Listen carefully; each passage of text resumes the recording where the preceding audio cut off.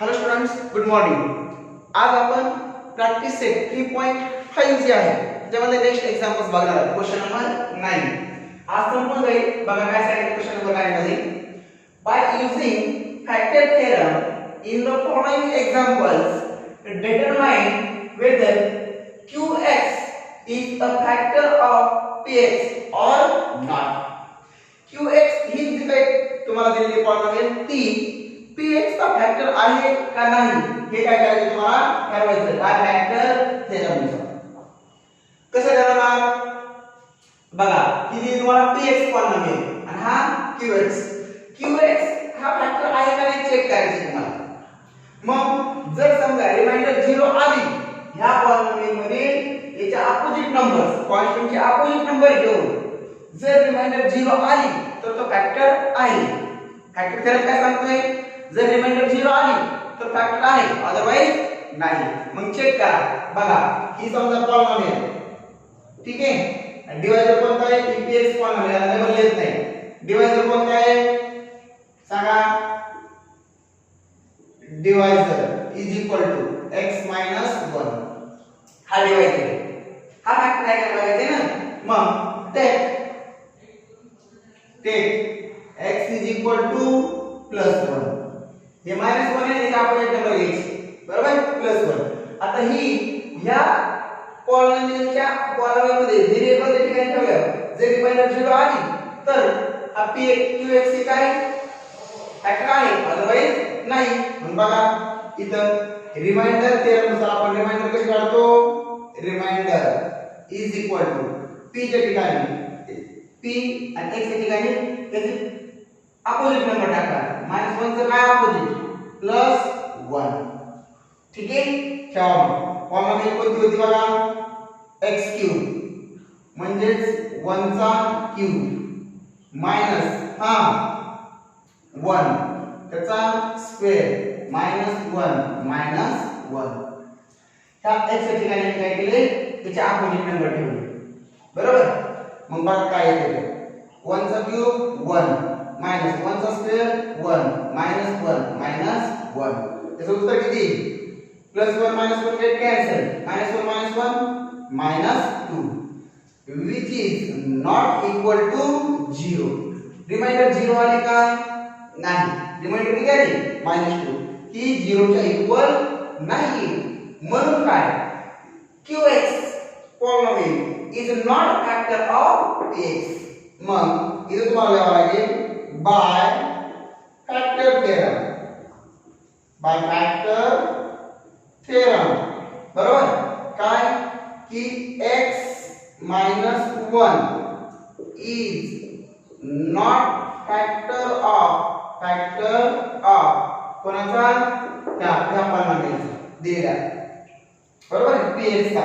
Not factors of x³ - x² - x - 1 इथं काय तो फॅक्टर नाही.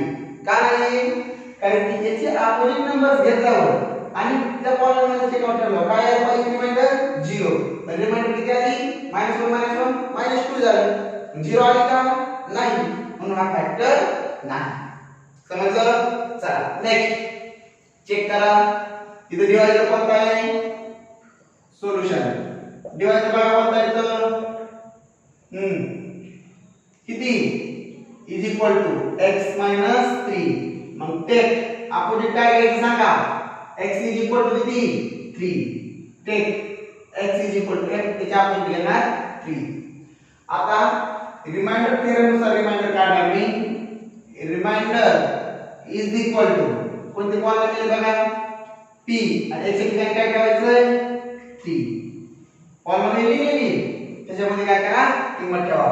बघा 2 into x चा स्क्वेअर आहे x ची किंमत किती 3 त्याचा स्क्वेअर मायनस x चा स्क्वेअर दोन ठिकाणी काय स्क्वेअरचे -45 दोन ठिकाणी स्क्वेअर आहे का बघू द्या नाही तर परत चुकून जाईल. ठीक आहे. इथं काय क्यूब आहे काही टेन्शन नाही घ्यायचं. मग इथे x असेल ना या x इथे क्यूब आहे इथे पण काय करायचं क्यूब करायचं. ठीक आहे. चला बघा 2 into 3 चा क्यूब किती 27 मायनस 23 चा स्क्वेअर 9 मायनस 45 हे टूला 2 आहे 3 चा क्यूब केला 3 चा केला 27 3 चा स्क्वेअर केला 9 बरोबर हे मायनस 3 आहे आणि मायनस 45 आहे चला बघा 27 दोन्ही 54 वजा 9 वजा 45 54 मधून 9 गेले 45 वजा 45 45 मधून 45 गेले 0 बरोबर आता इथे रिमाइंडर किती आली 0 मग इथे काय येईल आन्सर बाय फॅक्टर थेरम हा दिलेला कोणता x 3 is factor of कोणाचा इधर 2x cube minus x square minus 45 या दिलेल्या कॉलममध्ये हा काय फॅक्टर आहे कारण की रिमाइंडर थेरम मध्ये आपण रिमाइंडर काढतो जर रिमाइंडर 0 आली तर ते फॅक्टर आहे फॅक्टर थेरम नुसार इधर रिमाइंडर 0 नाही आली म्हणून फॅक्टर नाही एवढे एकदम सिंपल याचं कॅल्क्युलेशन आहे समजलं घ्या चला बघा समजा question number 10 if x raised to 31 plus 31 is divided by x plus 1 then find the remainder या पॉलिनॉमियल काय करायचंय x plus 1 ला डिवाइड करायचं सांगितलंय आणि नंतर त्याचे रिमाइंडर करायचे आपण डायरेक्ट रिमाइंडर काढून घेऊ ठीक आहे रिमाइंडर विचारले बघा पॉलिनॉमियल कोणती आहे px is equal to x raised to 31 plus 31 आणि डिवाइजर कोणता आहे इधर है डिवाइजर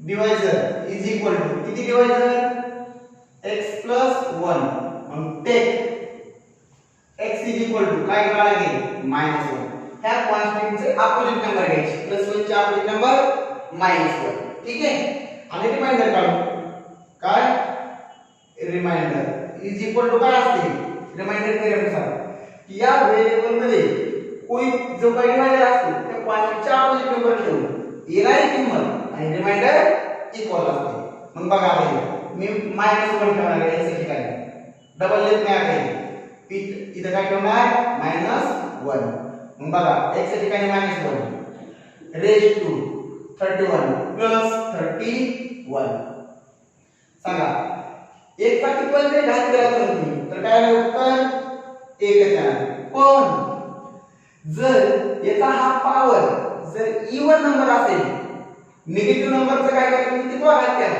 निगेटिव्ह नंबर म्हणजे निगेटिव्ह 1 चा निगेटिव्ह 1 चा किती घात केला तर 1 येईल पण जर इथे निगेटिव्ह असेल तर इथं जर इवन नंबर असेल तर ते प्लस येईल आणि जर समजा इंडेक्स ऑड नंबर असेल तर काय येईल मायनस इधर ऑड आहे इधर काय येईल मायनस प्लस 31 कळलं मग काय होईल 30 प्लस 30 आणि -1 इज इक्वल टू 30 झाले रिमाइंडर इज इक्वल टू शेवटला येऊ शकतो असं बरोबर रिमाइंडर इज इक्वल टू 30 ठीक आहे एकदम सिंपल घ्या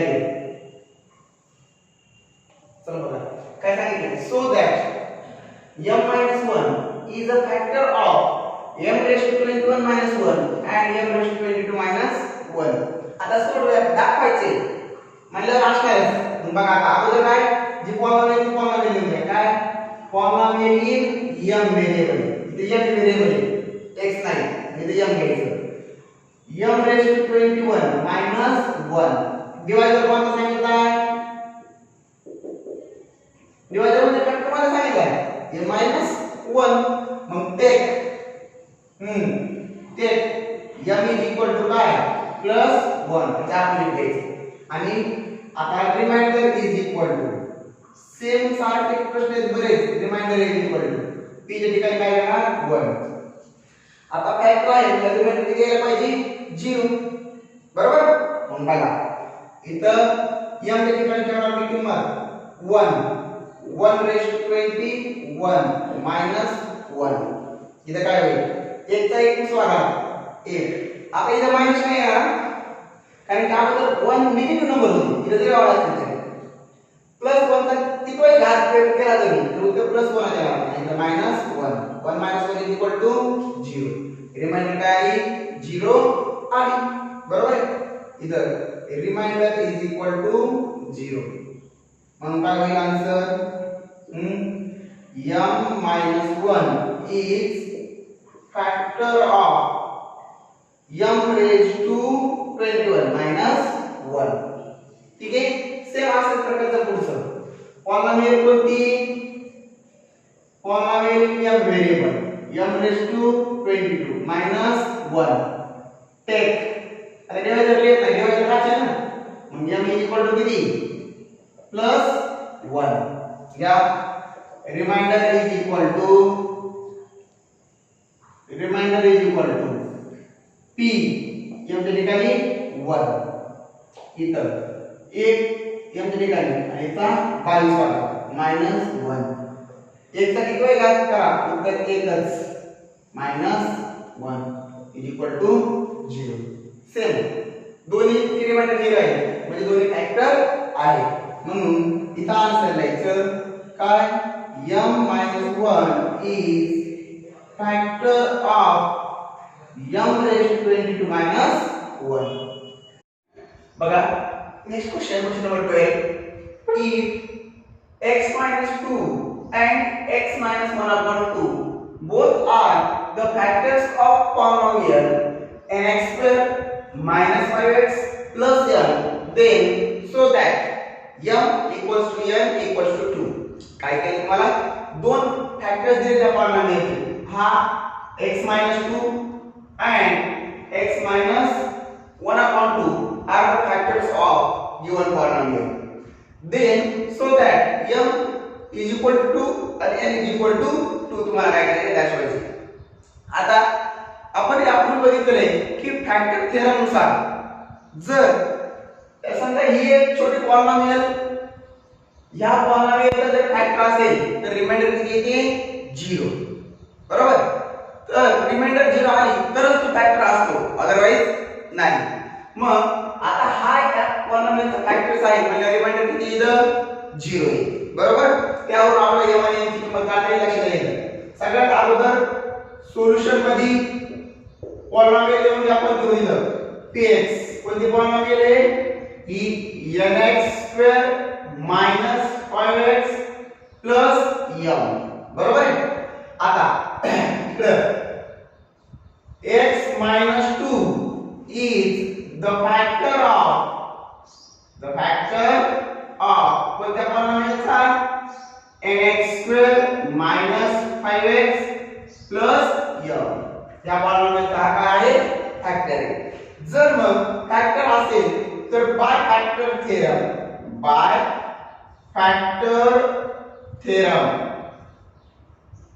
फॅक्टर थेरम नुसार काय असणार इथे रिमाइंडर इज इक्वल टू 0 इथे लिहा रिमाइंडर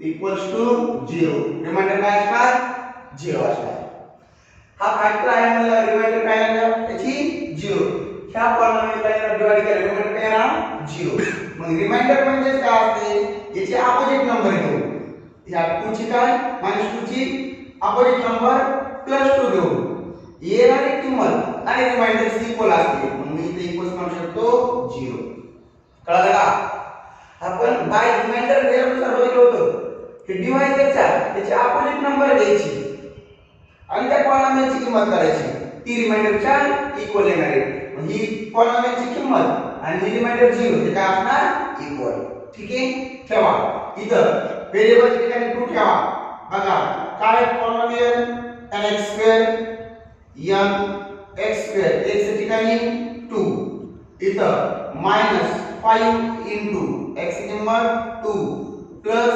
m equals to 0 करा याचा गुणाकार करा n² इथं 2 चा स्क्वेअर होईल काय होईल 4 into n 4n डायरेक्ट लिहिलं 2 चा square 4 into n -5 to the 10 plus m equals to 0 याला इक्वेशन नंबर काय करा फर्स्ट द्या याला इक्वेशन नंबर फर्स्ट द्या ठीक आहे.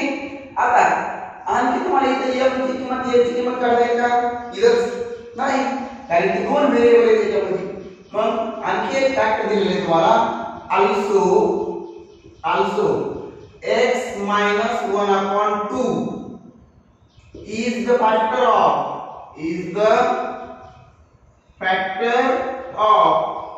nx square minus 5x plus m. ह्या पॉलिनॉमियलचा हा पण फॅक्टर आहे, बरोबर का? मग बाय फॅक्टर थेरम नुसार रिमाइंडर काय आहे? 0. आता बाय फॅक्टर थेरम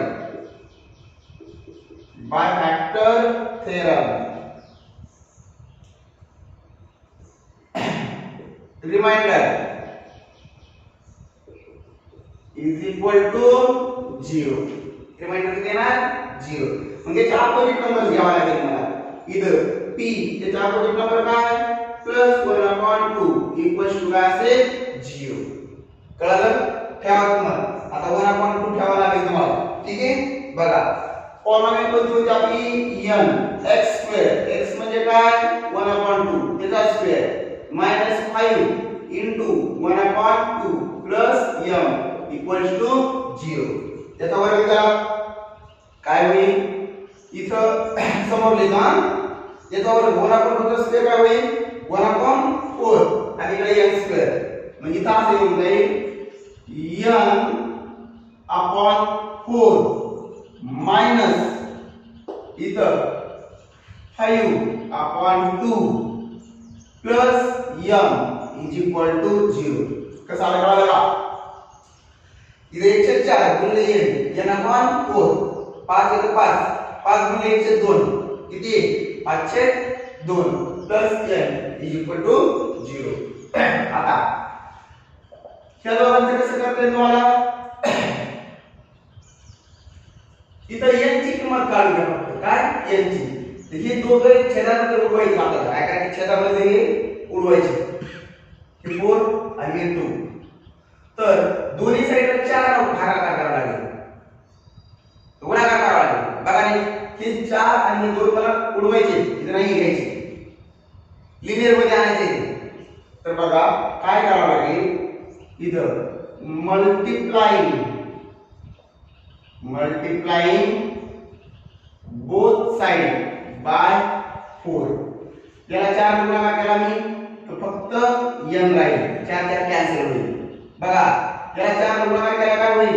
5 चे 2 ला 4 गुणाकार केल्यावर बे दोन्ही 4 इथे येईल 10 प्लस याला पण 4 गुणाकार करावा लागेल 4m equals to 0.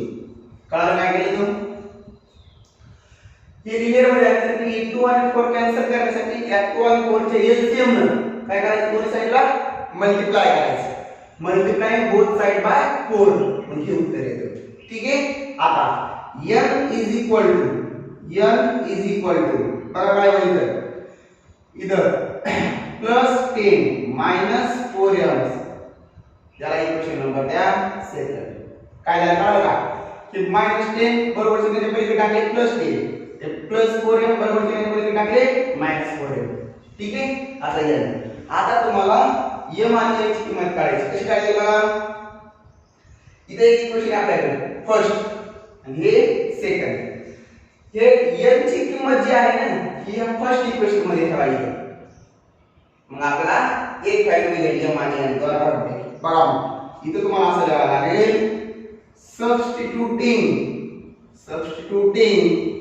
n is equal to 10 minus 4m in equation number first. Equation number मध्ये काय? फर्स्ट मध्ये ठेवायला n ची किंमत बघा. इथे ठेवायला 4. n ची किंमत काय? 10 minus 4m minus 10 as it is plus m as it is equals to 0. काय ते कळलं का? ह्या n च्या ठिकाणी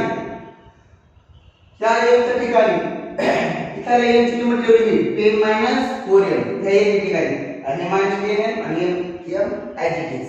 आता बघा याला गुणाकार करून घ्या. किती होईल?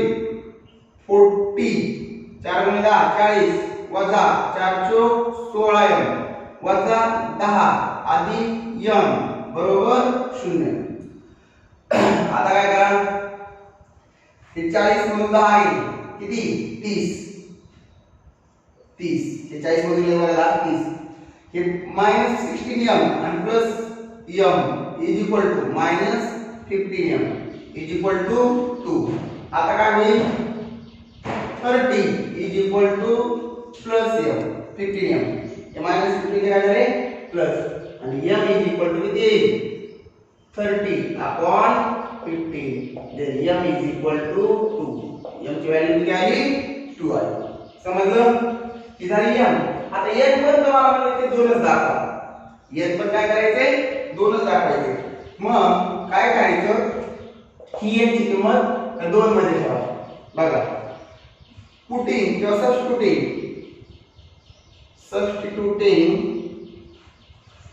f equals to 2 in equation number second. या सेकंड मध्ये ठेवा ते सेकंड इक्वेशन. बघा n is equal to किती आहे 10 minus 4 m होतं ना, m च्या ठिकाणी ठेवलं मी 2. मग बघा 10 वजा 8 बरोबर 2. m equals to n equals to 2.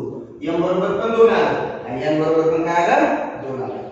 कळालं कसं केलं तर परत एकदा पहिल्यापासून सांगू. ठीक आहे बघा काय केलं. x - 2 आणि x - 1/2 हे दोन्ही फॅक्टर्स होते या गिवन पॉलिनॉमियलचे. बरोबर. मग फॅक्टर्स होते म्हणून बाय फॅक्टर थेरम नुसार रिमाइंडर काय येणार 0 येणार. मग हा फॅक्टर होता म्हणून याची रिमाइंडर 0 घेतली.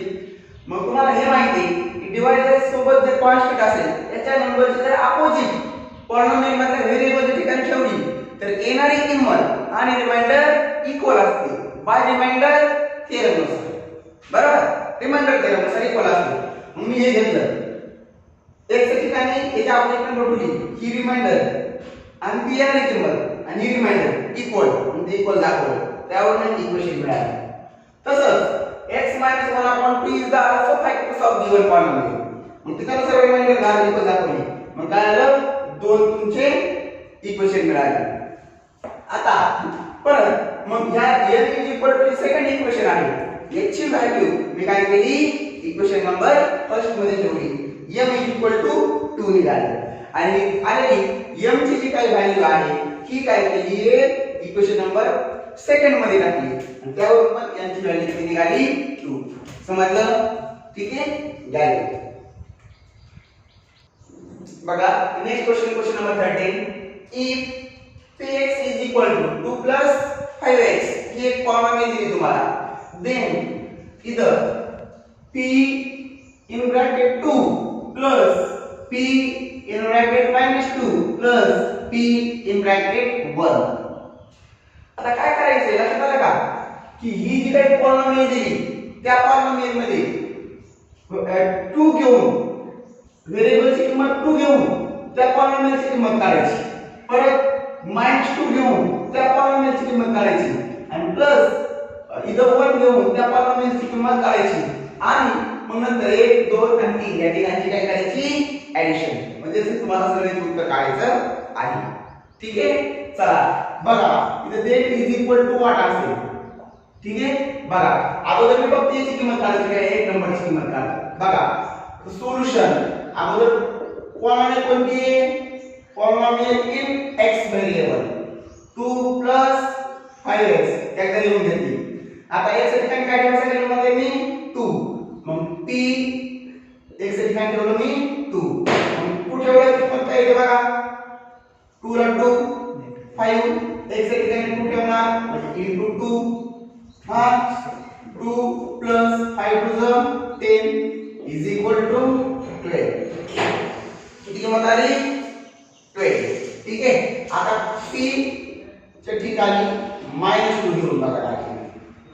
p च्या ठिकाणी -2 घेऊन या दुसऱ्याची किंमत काढली. 2 plus 5 into -2 x च्या ठिकाणी काय ठेवणार -2.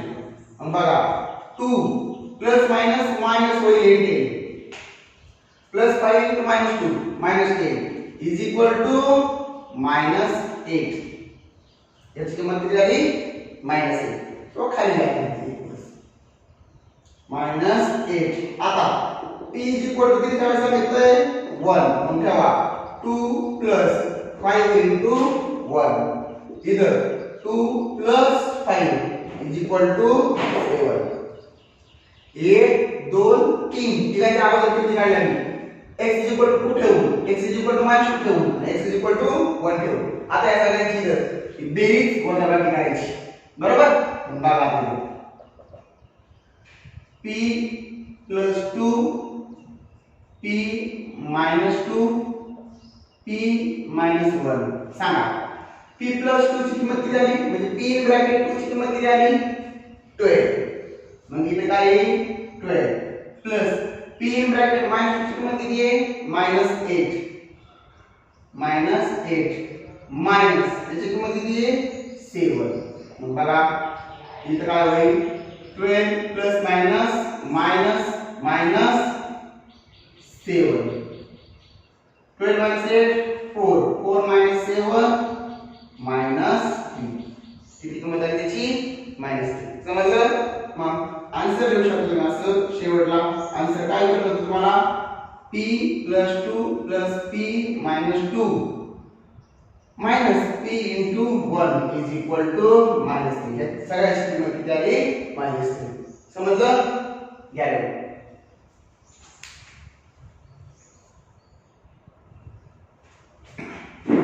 बघा शेवटचा क्वेश्चन आहे लास्ट क्वेश्चन नंबर 13 मधला सेकंड आहे. 13 मध्ये दोन होते. इथं काय p px = 2x² - 5√3x + 5 then p 5√3 म्हणजे काय की या पॉलिनॉमियल मध्ये व्हेरिएबलच्या ठिकाणी तुम्हाला 5√3 ही किंमत काय करायची व्हॅल्यू घ्यायची. चालतंय. मग बघा अगोदर पॉलिनॉमियल लिहून घ्या. सोल्युशन मध्ये सोल्युशन पॉलिनॉमियल कोणती आहे polynomial x variable = 2x² - 5√3x + 5 x च्या ठिकाणी काय करायचं सांगा 5√3 त्याने ठेवायचं सांगितलं. मग याची किंमत काय आहे ते बघायचं. ठेवा x च्या ठिकाणी 2 इथं ब्रॅकेट मध्ये 5√3 x² x चा स्क्वेअर होता म्हणून मी इथे x च्या ठिकाणी ठेवलं 5√3. मग याचा स्क्वेअर होता म्हणजे x स्क्वेअर होता म्हणून याचा स्क्वेअर घ्या. आता -5√3 बरोबर हे आपण केला आणि तिकडे परत काय दुसरं x ची किंमत तेच किंवा याला लागला कंस आणि x ची किंमत ठेवा इथे गुणाकार असलेला दोघांमध्ये गुणिले 5√3 आणि +5 कंस केला तर काय होत नाही. चला समजलं. आता मी काय केलं पहिल्या स्टेप मध्ये फक्त x² इथे x च्या ठिकाणी 5√3 ठेवलं. इथे x स्क्वेअर होता म्हणजे x स्क्वेअर आणि इथे x च्या ठिकाणी 5√3 ठेवलं. बाकीचं आहे तेच चालतंय. आता 2 * इथं पण गुणाकार करायचा याचा स्क्वेअर करायचा तुम्हाला याचा स्क्वेअर 5 चा स्क्वेअर 25 5 चा स्क्वेअर 25 आणि √3 चा स्क्वेअर किती होईल 3. तर काय का 5 चा स्क्वेअर 25 आणि √3 चा स्क्वेअर 3 मायनस अजून गुणाकार केला आहे 5 चा स्क्वेअर ला 25 √3 चा स्क्वेअर 3. आता इथं यांचा पण वर्गच होईल. मग अगोदर आहे 5 25 √3 * √3 3 √3 * √3 3 प्लस 5 बरोबर. बघा आता काय होईल 25 × 3 75 75 × 2 150 वजा 25 × 3 75 प्लस 5. ठीक आहे. चला आता बघा काय होईल तर इथं 150 म्हणून 75 गेले 75 प्लस 5 75 आणि 5 80 किती आलं 80. मग p x च्या ठिकाणी 5√3 घेतल्यावर याची किंमत जी आहे ती किती येते 80. ते झालं तुमचं आन्सर. समजलं.